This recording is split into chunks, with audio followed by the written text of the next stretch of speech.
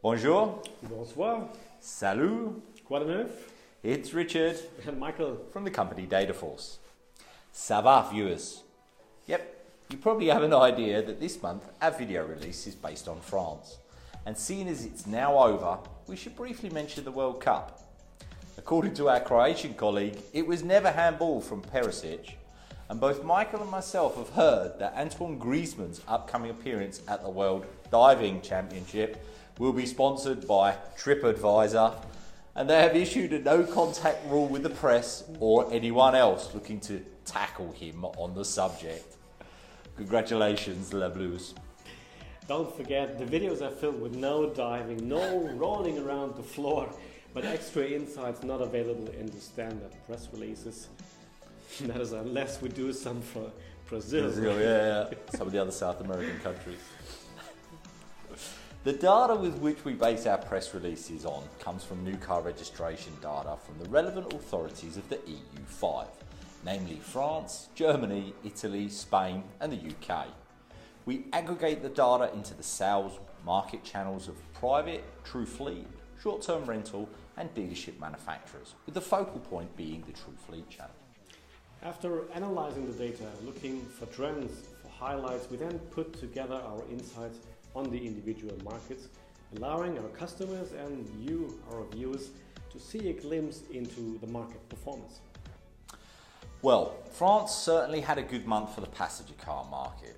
The True Fleet channel, in the words of AC/DC, put themselves back in black to the tune of +3%, while the other consumer-driven channel, namely privates, also had a positive month with a 5.7% uptick.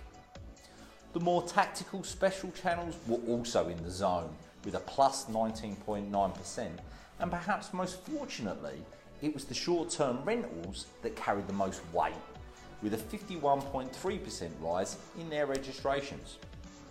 For brands, we saw an even distribution between positive and negative growth for the top 10 OEMs. Though unfortunately the negatives were all of a double-digit drop variety except for one.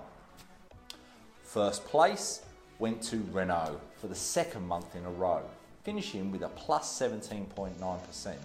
However, it was the volume which really surprised us, as Renault out-registered its nearest rival, Peugeot, by over half their registrations.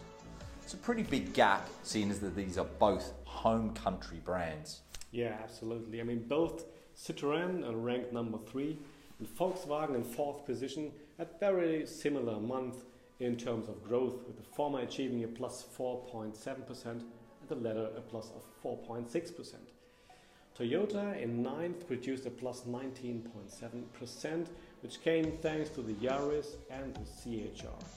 While for Fiat it was a +22.1% with the 500 and the 500X, where the Turin manufacturer stars for June.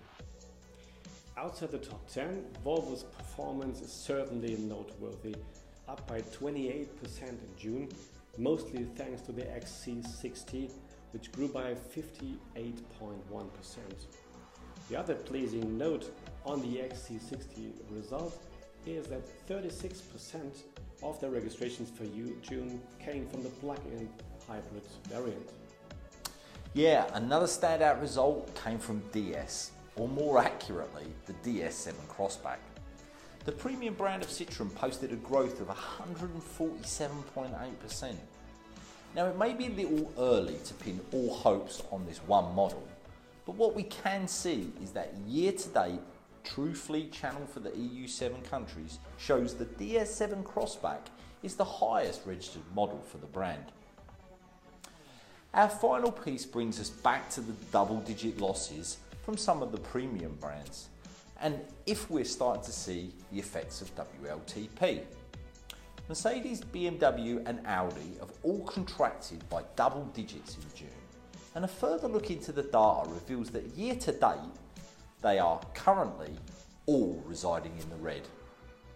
Yeah, the same cannot be said of the closest rivals, Land Rover +16.9% or Volvo +13.8%, though both currently stand outside of the top 10 manufacturers. And we should point out the volume of both OEMs in comparison to the three previously mentioned is significantly less, yes, though the gap is obviously closing. Now, while Audi and BMW had both dropped some registrations in 2017 over 2016 figures, Mercedes was in ascension.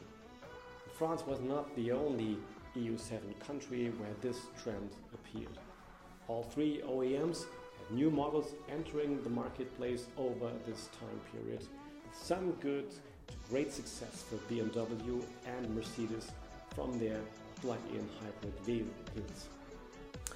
Yeah, all of this has combined and led us to believe that there is some upcoming pressure from the NEDC to WLTP change and the resulting increase that this will cause to the announced CO2 values of all models.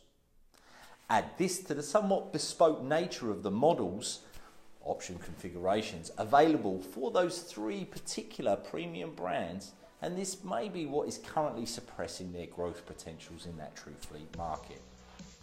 So that's it for this month. Au revoir. Bonjour. Thanks for watching. And we hope to see you again soon. Okay, bye. Ciao. Richard, DS7 prospect? Memo!